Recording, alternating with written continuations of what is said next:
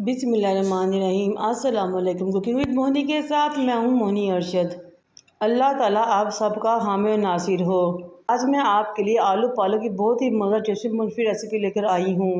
ये रेसिपी इतनी मज़ा टेस्टी है कि अब शादियों वाले पालक गोश्त या पालक चिकन को भूल जाएंगे इंशाल्लाह ताला। मैंने 2 किलो पालक लिया, उसको काट लिया, साफ़ कर लिया, धो के उसको बर्तन में शामिल किया। साथ ही मैंने इसमें 2 गिलास दूध के शामिल कर लिए बलाई वाले।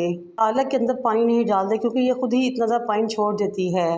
मीडियम टू लो फ्लेम पे आपने इसको 1 घंटे के लिए पकने के लिए छोड़ देना है। जब तक हमारी पालक पकेगी तब तक हम अपने मसाले की तैयारी करते हैं।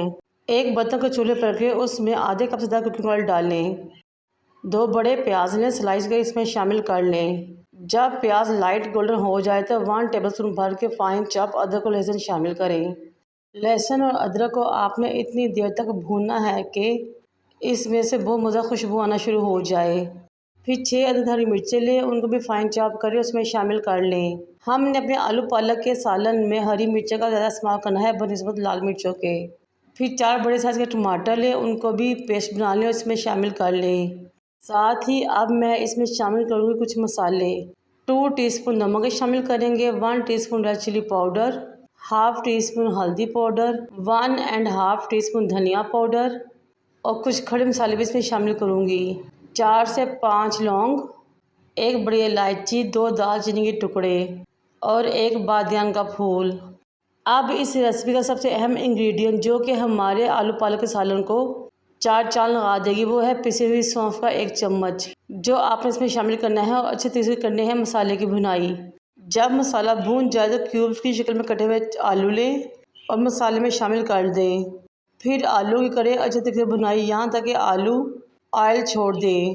फिर इसमें डालें 1 गिलास पानी और कवर करके रख दें ताकि आलू अच्छे तरीके से गल जाएं। जब तक आलू गलेंगे हम चलते हैं फिर रेसिपी नेक्स्ट स्टेप की तरफ। आलू को पकते हुए 1 घंटा हो चुका है और दूध और पानी काफ़ी तक खुश्क हो चुका है। अब हमने इस टाइम पे इसकी फ्लेम को ऑफ कर देना है। एक और बर्तन लें, उसमें कुकिंग ऑयल डालें। फिर आपने उसमें 1 टेबलस्पून भर के ज़ीरे का डालना है, 2 तेज़पात और 8 से 10 लाल बेल मिर्च शामिल करनी है और कड़का लेनी है। फिर वो पालक जिसको हमने दूध में पकाया था तकरीबन 1 घंटे के लिए, उसको अच्छे तरीके से ग्राइंड करें और इसमें शामिल कर लें। ये बहुत ही मज़ेदार की टेस्टी रेसिपी है। खाने वाले उंगली तो क्या प्लेटें भी चाट जाएंगे, आपको दाद दिए बगैर नहीं रह सकेंगे इंशाल्लाह ताला।